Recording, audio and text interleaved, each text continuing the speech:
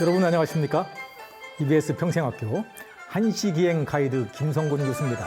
한시기행 6번째 시간입니다. 이번 시간에 함께 떠나실 여행지는 중국 산서성 남부 지역입니다. 이곳은 황하의 중류 구간에 속해 있습니다. 황하로 흘러드는 지류 중에서 위수 다음으로 큰 강인 분하가 산서성을 종단해서 이 산서성 서남단에서 합류하는데요. 이 분하를 거슬러 올라가면 몇몇 주요한 여행지가 있습니다. 산서성의 중심 도시인 태원이 있고요. 그 다음에 역사 문화의 명성인 평효고성, 한식절의 인물인 계자추가 숨어든 면산, 그리고 요임금의 수도 인분, 이런 곳을 만날 수 있습니다. 오늘 찾아갈 곳은 이 여행지 중에서 요임금의 수도 인분입니다. 분하의 임에 있다고 해가지고 인분이라고 부릅니다. 이곳은 전설적인 성군으로 알려진 요임금이 수도로 삼은 곳이어서 흔히 중국의 첫 번째 수도라는 뜻의 화하 제1도라고 불립니다. 4500년 전 황하 문명이 시작된 곳으로 요임금 때는 평양으로 불렸습니다. 인문시 남쪽에 요임금의 사당 요묘가 있습니다. 사당의 맨 앞쪽에는 문명시조라고 쓴 커다란 패방이 걸려 있는데요. 요임금이 황하 문명의 발상지인 황하 중류 지역에 기반을 둔 불악연맹의 수령이었기 때문에 생긴 호칭입니다. 본전인 광운전에는 2.8m에 달하는 거대한 요임금이 황금색 도포를 걸치고 보좌에 위엄 있게 앉아 있습니다. 하지만 이런 거창한 모습은 실제 요의 모습과는 거리가 멉니다. 한비자의 기록에 의하면 요는 초가집에서 살았고 조미가 되지 않은 나물 뿌리 요리를 먹었고 질그릇으로 물을 마셨다, 이렇게 적고 있습니다. 여름엔 거친 베옷으로 겨우 몸만 가렸고 겨울에는 사슴 가죽으로 추위를 막았습니다. 실제로 요가 태어났다고 하는 요묘 남쪽 마을 이촌에는 요임금의 초가집과 흙으로 쌓은 계단이라는 뜻의 요제 모자 토계라고 새긴 비석이 세워져 있습니다. 이름만 임금이었지 일반 백성들의 살아가는 모습과 별반 다를 바가 없었던 거죠. 웅장한 건물 속의 거창한 요의 동상은 권력으로 백성에게 군림하는 후대의 제왕의 그 모습으로 요임금을 채색한 것일 뿐입니다. 요임금을 빚고 돌아오는 길에 요임금 시절에 불렸다고 전해지는 격양가를 새긴 돌비석이 보였습니다. 격양은 돌멩이를 던져서 맞추는 놀이입니다. 요임금이 어느 날 민정시차를 나갔습니다. 마침 골목에서 나이 꽤나 들어 보이는 노인들이 흥얼흥얼 노래를 부르면서 이 격양놀이를 하고 있습니다.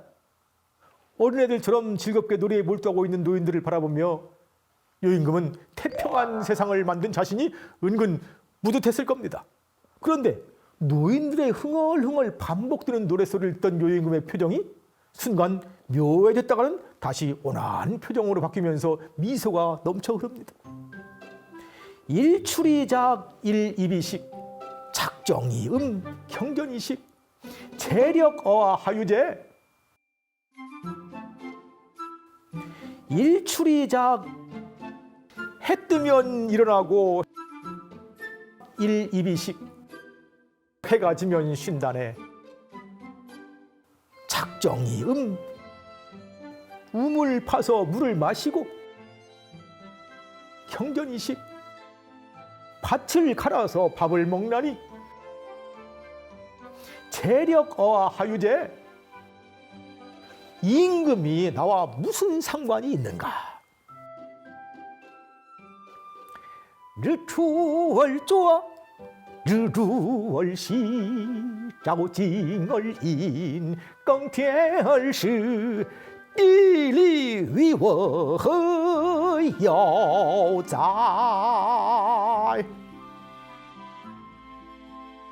요임금의 덕정으로 태평한 세상이 왔지만 백성들은 그 덕정조차도 모르고 있습니다. 그저 자신의 힘으로 우물을 파서 마시고 밭을 갈아 밥을 먹으며 행복하게 살 뿐입니다. 요임금의 위대함이 바로 이곳에 있습니다. 자신을 드러내지 않는 거죠. 백성을 가르치지도 백성에게 자신의 업적을 내세우지도 않습니다. 그저 백성들이 평안하게 일상을 영위할 수 있도록 보이지 않는 곳에서 최선을 다할 뿐입니다. 그래서 백성들은 임금의 존재 자체도 모릅니다. 노자는 도덕경 제17편에서 이렇게 얘기합니다. 가장 훌륭한 지도자는 백성들이 그가 있는지조차 모르는 사람이다. 그 다음은 백성들이 가까이 하고 칭찬하는 지도자다. 그 다음은 백성들이 두려워하는 지도자다. 가장 좋지 못한 것은 백성들의 업신여김을 받는 지도자이다. 신의가 모자라면 불신이 따르기 마련이다. 훌륭한 지도자는 말을 삼가고 아낀다. 지도자가 할 일을 다하여 모든 일이 잘 이루어지면 백성들은 말한다. 이 모두가 우리 스스로가 한 것일 뿐이라고. 요임금 시절에 불린 이 격양가는 바로 노자가 말한 정치의 최상급을 보여주는 노래입니다. 인문 요묘에 들러 요임금 시절의 태평가인 격양가를 불렀으니 다음은 순임금 차례입니다. 순임금 시절에 불려진 노래 남풍가의 창작 현장이 인분에서 150km 떨어진 유서 깊은 도시 운성에 있습니다. 산서성 서남부 끝자락에 위치한 운성은 옛날에는 황하의 동쪽이라는 뜻의 하동으로 불렸습니다. 역사의 명인들을 많이 배출한 곳입니다. 삼국지 명장 관우, 당나라 시인 유종원, 송나라 역사학자 삼화광 등 결출한 인물들이 모두 이곳 출신입니다. 운성에 속한 문희현이라는 곳의 배씨 가문에서는 59명의 재상과 59명의 대장군이 나오게 됐습니다. 땅이 신령하면 걸출한 인물이 나온다는 지령인걸의 길지가 분명한 것 같습니다. 이러다 보니 운성은 중점 관광지로 지정된 곳이 매우 많아서 국가에서 관리하는 관광지만 90곳이나 됩니다. 이들 중에서 우리가 찾아갈 곳은 두 곳입니다. 순임금의 창작의 현장인 소금우수 염호, 그리고 운성이 낳은 최고의 영웅 관우의 고향 해주입니다. 운성 염호는 내륙에 자리한 소금 호수로 그 염분 함량이 중동의 사해와 유사합니다. 부표 없이 둥둥 떠다닐 수 있어서 중국의 사해로 불립니다. 남북의 폭은 약 3에서 5km, 동서의 길이는 30km, 총 면적 132평방킬로미터에 달하는 엄청난 크기의 호수입니다. 기록에 따르면 이 호수에서 식용 소금을 채취하기 시작한 것이 5000년 전이라고 하니까 황하 문명의 시작과 궤를 같이 한다고 해도 과언이 아니죠. 요임금으로부터 임금의 자리를 선양받은 순임금이 이곳 염호에 도착해서 소금을 생산하고 유통하는 노동 현장을 살피게 되었습니다. 한여름에 소금 호수는 강렬한 햇살이 쏟아지고 있었고 그 열기에 역부들은 땀을 비 오듯 흘리며 힘겹게 노동을 이어가고 있었습니다.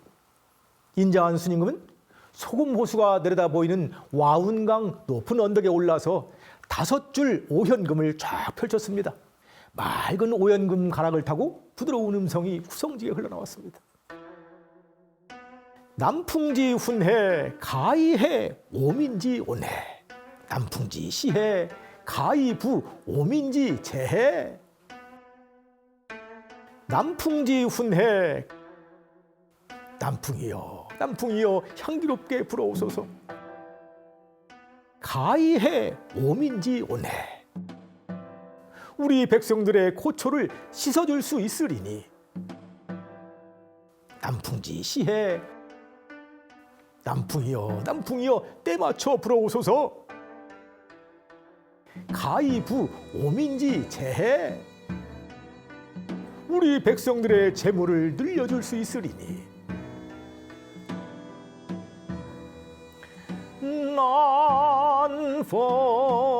난펑주 신시 그이지에 오민주 윈시.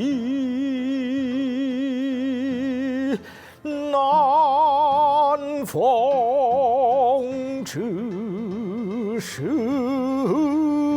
스시 거이포 우민주 사이시.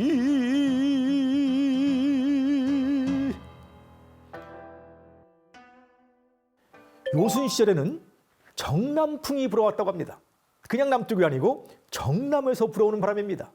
이 바람이 불어오면 오곡백과가 다 잘 여물어서 풍년이 들고 병든 사람도 병이 나와서 건강해졌다고 합니다. 오직 요순의 태평 시절에만 불어온 이 바람은 바로 순임금이 여모에서 창작한 남풍가가 불러온 바람일 겁니다. 관우의 고향 해주는 이 여모에서 멀지 않은 남쪽에 있습니다. 최대 규모의 관우 사당 해주 관제모는 여모에 기대어서 중도사를 바라보고 있습니다. 수나라 개황 9년에 창관되었고 송나라, 명나라 때 관우를 숭배하는 사회적인 분위기에 따라 큰 규모로 확장되었습니다. 중국인들의 마음속에서 관우가 차지하는 비중은 공자에 버금갑니다. 공자를 문화의 성인 문성으로 부르듯이 관우를 무인으로서 성인의 경지에 이르렀다는 뜻의 무성으로 부릅니다. 충성과 절의의 대명사인 관우를 좋아하는 황제들 때문에 관우의 신분은 계속 높아졌습니다. 송나라 때 처음으로 충해 공으로 출발한 관우는 숭령 진군을 거쳐 무안 왕에 봉해지고 명나라 때에는 협천 대제로 봉해져 가지고 하늘을 도와 백성을 보호하는 위대한 황제가 됩니다. 그리고 청나라 때에는요 성인과 황제를 겸하는 관성 대제로 봉해져서 지존의 지위에 오르게 됩니다. 해주 관제모에는 사람으로서 이룰 수 있는 최고의 경지에 도달했다는 뜻의 만세인극 혹은 충이가 천지에 빛나는 뜻의 의병건곤이니 하는 거창한 글씨들이 넘치고 있습니다. 모두 관우의 숭배자였던 황제들이 써서 붙인 것들입니다. 민간 신앙에서 관우는 재물을 보호하는 제신의 역할을 하는데요. 이렇게 된 데는 산서지역 출신의 상인들인 진상들의 역할이 컸습니다. 전국 각지로 상업활동을 하고 있는 이 진상들이 자신들을 지켜줄 보호신으로 자기 지역 출신의 관우를 지목하는 겁니다. 용맹한 관우가 낯선 험지를 가는 자신들의 재물을 지켜줄 것을 기대하는 동시에 장사에서 가장 중요한 신의를 표방하기에 관우만한 인물이 없었던 까닭이지요. 진상의 관우 숭배는 그들의 상업활동을 따라서 전국으로 퍼져나가서 광범위한 민간 신앙으로 자리잡게 됩니다. 이번 시간은 황하 중류지역에 속한 몇몇 명승지를 돌아봤습니다. 황하 문명의 주역이었던 요임금, 순임금 시절의 태평가도 배우고 삼국지 영웅 관우의 고향에 들렀습니다. 다음 시간에는 시성 두보의 고향을 찾아서 낙양으로 갑니다. 다음 시간에 뵙겠습니다.